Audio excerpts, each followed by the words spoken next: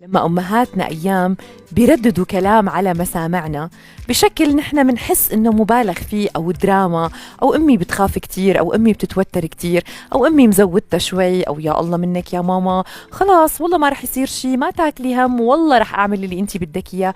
دايما بنسمع كلام من أمهاتنا وبنطنش.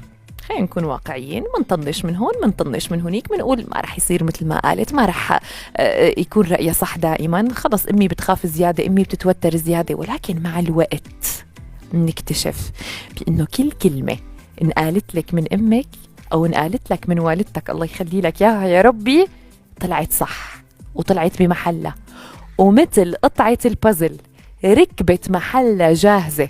بس إمتى؟ إن شاء الله ما يكون بعد ما يكون فات الأوان. ببعض الأحيان أحيانا بيكون بعد ما يفوت الأوان، وبعد ما يصير الموقف قدام عيونك، وبعد ما تشوف كل شي حكته عم يتطبق قدام عيونك، بتقول والله يا أمي الله الله يرحمك. إذا كانت متوفية الله يرحمها، وإذا كانت عايشة بيقول الله يا أمي والله كلامك طلع صح 100%.